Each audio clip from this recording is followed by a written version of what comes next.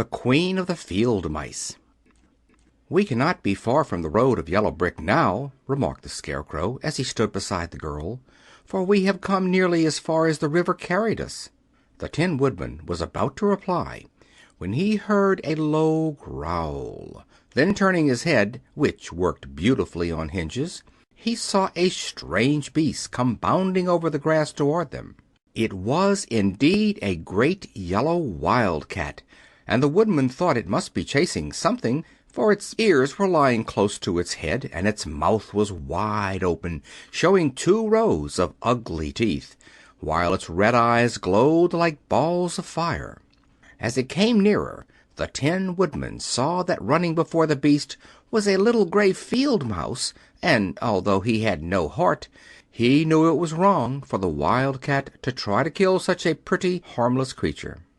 So the Woodman raised his axe, and as the wildcat ran by, he gave it a quick blow that cut the beast's head clean off from its body, and it rolled over at his feet in 2 pieces. The field mouse, now that it was freed from its enemy, stopped short, and coming slowly up to the Woodman, it said, in a squeaky little voice, "Oh, thank you ever so much for saving my life." "Don't speak of it, I beg you," replied the Woodman. "I have no heart, you know, so I am careful to help all those who may need a friend, even if it happens to be only a mouse." "Only a mouse!" cried the little animal indignantly. "Why, I am a queen, the queen of all the field mice." "Oh, indeed," said the Woodman, making a bow. "Therefore you have done a great deed, as well as a brave one, in saving my life," added the Queen. At that moment several mice were seen running up as fast as their little legs could carry them, and when they saw their Queen they exclaimed, "Oh, your Majesty, we thought you would be killed. How did you manage to escape the great wildcat?" They all bowed so low to the little Queen that they almost stood on their heads. "This funny Tin Man," she answered, "killed the wildcat and saved my life. So hereafter you must all serve him and obey his slightest wish." "We will!" cried all the mice in a shrill chorus, and then they scampered in all directions, for Toto had awakened from his sleep, and seeing all these mice around him, he gave one bark of delight and jumped right into the middle of the group. Toto had always loved to chase mice when he lived in Kansas, and he saw no harm in it. But the Tin Woodman caught the dog in his arms and held him tight, while he called to the mice, come back, Toto shall not hurt you." At this the Queen of the Mice stuck her head out from underneath a clump of grass and asked in a timid voice, "Are you sure he will not bite us?" "I will not let him," said the Woodman, "so do not be afraid."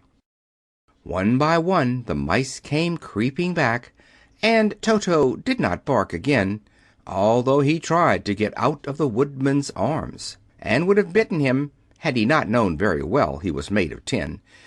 Finally one of the biggest mice spoke.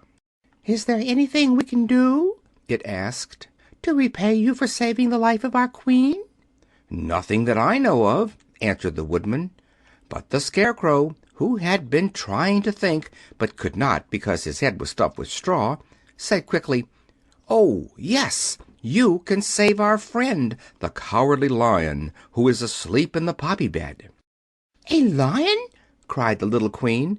"Why, he would eat us all up." "Oh, no," declared the Scarecrow.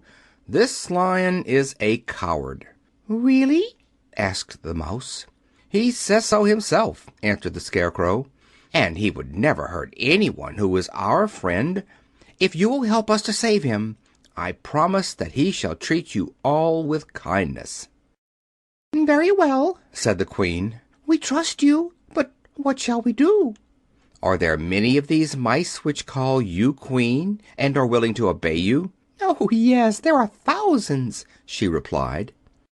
"Then send for them all to come here as soon as possible, and let each one bring a long piece of string." The Queen turned to the mice that attended her and told them to go at once and get all her people. As soon as they heard her orders, they ran away in every direction as fast as possible. "Now," said the Scarecrow to the Tin Woodman, "you must go to those trees by the riverside and make a truck that will carry the Lion." So the Woodman went at once to the trees and began to work, and soon he made a truck out of the limbs of trees, from which he chopped away all the leaves and branches. He fastened it together with wooden pegs and made the four wheels out of short pieces of a big tree trunk. So fast and so well did he work that by the time the mice began to arrive, the truck was all ready for them.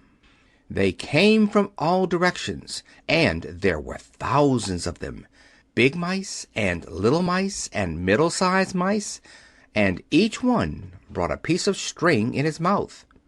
It was about this time that Dorothy woke from her long sleep and opened her eyes.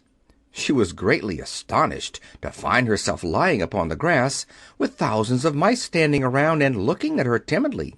But the Scarecrow told her about everything, and, turning to the dignified little mouse, he said, "Permit me to introduce to you Her Majesty, the Queen." Dorothy nodded gravely, and the Queen made a curtsy, after which she became quite friendly with the little girl. The Scarecrow and the Woodman now began to fasten the mice to the truck, using the strings they had brought. One end of a string was tied around the neck of each mouse and the other end to the truck. Of course, the truck was 1,000 times bigger than any of the mice who were to draw it, but when all the mice had been harnessed, they were able to pull it quite easily. Even the Scarecrow and the Tin Woodman could sit on it, and were drawn swiftly by their queer little horses to the place where the Lion lay asleep. After a great deal of hard work, for the Lion was heavy, they managed to get him up on the truck. Then the Queen hurriedly gave her people the order to start, for she feared if the mice stayed among the poppies too long, they also would fall asleep. At first the little creatures, many though they were, could hardly stir the heavily loaded truck, but the Woodman and the Scarecrow both pushed from behind, and they got along better. Soon they rolled the Lion out of the poppy bed to the green fields, where he could breathe the sweet fresh air again, instead of the poisonous scent of the flowers. Dorothy came to meet them, and thanked the little mice warmly for saving her companion from death. She had grown so fond of the big Lion she was glad he had been rescued. Then the mice were unharnessed from the truck and scampered away through the grass to their homes. The Queen of the Mice was the last to leave.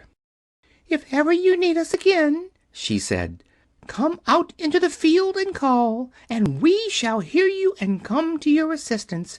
Goodbye." "Goodbye," they all answered, and away the Queen ran, while Dorothy held Toto tightly, lest he should run after her and frighten her. After this they sat down beside the Lion until he should awaken, and the Scarecrow brought Dorothy some fruit from a tree near by, which she ate for her dinner. End of Chapter 9.